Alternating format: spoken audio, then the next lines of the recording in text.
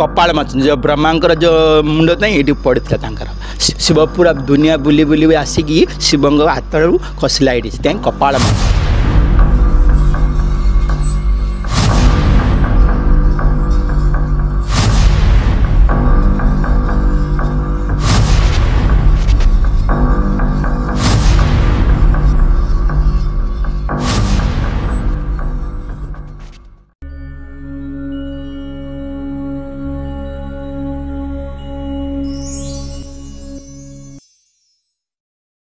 ये होउछंती श्री कपाल मोचन मंदिर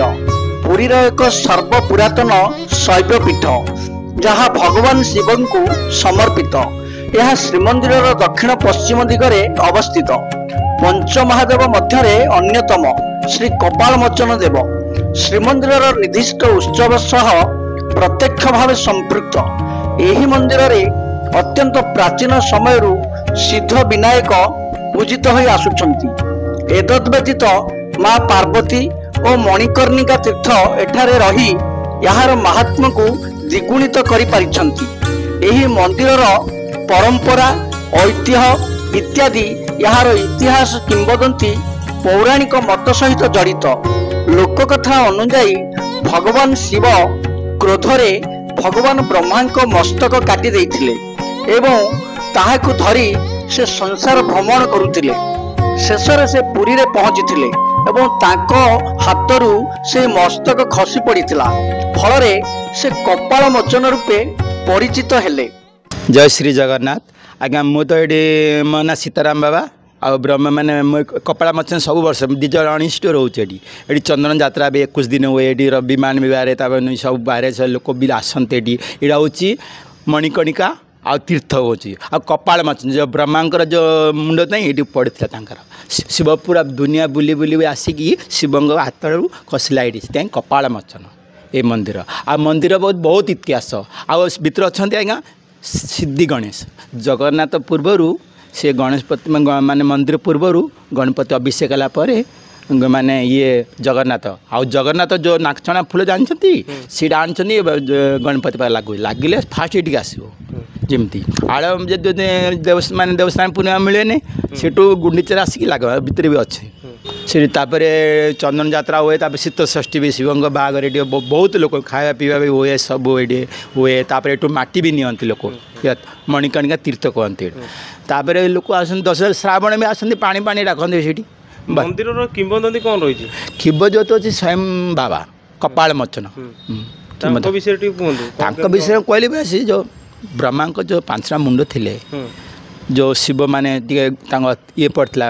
माने हत्या माने से ब्रह्मा जो मुंड काटी देते शिव सेम ब्रह्मा को मुंड तले पड़े शिवलिंग ये ब्रह्मा मुंड पड़ी शिवलिंग आज्ञा से कपाल मोचन मंदिर ना कपाल मोचन तापर मणिकर्णिका ये से मणिकर्णिका डायरेक्ट नाकछणा फूलटा जगन्नाथ माने माने कड़ा माने हेले तो ये ठाकुर नाक जना जाए हाँ नहीं नाकछणा फूल आसे लगे लगे ये गणपति सिद्धि गणेश हाँ लगे लगला जीव कड़े क्या दरकार सरदा तो नियंती यहाँ हूँ आज्ञा मणिकर्णिका समस्त को एटू पुणी काशी जावाई रास्ता अच्छे प्रभु जानती हाँ बाबा जानती शुणा पाइली कि आम तो अतुप नाम तो जाणीनु कि हाँ लोक कथा अच्छा लोक अच्छी आ सब सब महादेव सब जिते महादेव सब ये आसते ये सब जिते देवादेवी केत छोट देवता आसते बोली अनुष्ठान कर लोक भी जानते भी माने तापर आगे से पूरा पूरा बण थिला बेले ये गला आगे पूरा खाल भी थिला जो सीढ़ीटा टिके माने जा परिवर्तन कराला आस्ते आस्ते परिवर्तन हाँ आज्ञा आज्ञा आज्ञा आस्ते आस्ते तैयार हो अच्छा सुरसा गंगा मंदिर ये जो होली टाइम प्रभु ये झुलिबे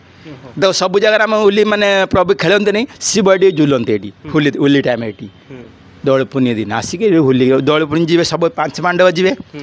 5 कि बड़ भाई हूँ जम्बेश्वर तापर है लोकनाथ तापर मार्कंड तापर नीलकंठ नीलकंठ ये हूँ 4 भाई ये सान भाई सब मझी आ सान भाई नीलकंठ ये 4 नंबर यार ना कपाल मोचन से चंदन सब जानती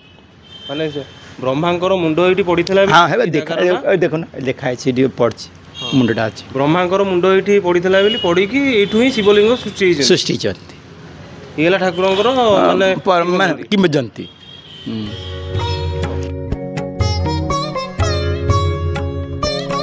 ଏହି ମନ୍ଦିରଟି ପୁରୀର ପଞ୍ଚୁପାଣ୍ଡବ ମନ୍ଦିର ମଧ୍ୟରୁ ଅନ୍ୟତମ। ଏହା ବ୍ୟତୀତ ମାର୍କଣ୍ଡେଶ୍ୱର, ଜାମ୍ବେଶ୍ୱର, ଲୋକନାଥ ଓ ବଳମ୍ବର ମନ୍ଦିର ମଧ୍ୟ ପୁରୀର ପଞ୍ଚୁପାଣ୍ଡବ ମନ୍ଦିର ଅଟନ୍ତି। ଏହି ପ୍ରସିଦ୍ଧ ପୁଣ୍ୟକ୍ଷେତ୍ର ତଥା ଶୈବପୀଠକୁ ପ୍ରତ୍ୟହ ଶହ ଶହ ସଂଖ୍ୟକ ଶ୍ରଦ୍ଧାଳୁ, ଭକ୍ତ ଓ ଦର୍ଶନାର୍ଥୀମାନେ ଦର୍ଶନ କରିବାକୁ ଆସିଥାନ୍ତି। କପାଳମୋଚନ, ଦକ୍ଷିଣାବର୍ଷ, ସିଦ୍ଧବିନାୟକ ଓ ମଣିକର୍ଣ୍ଣିକା ତୀର୍ଥକୁ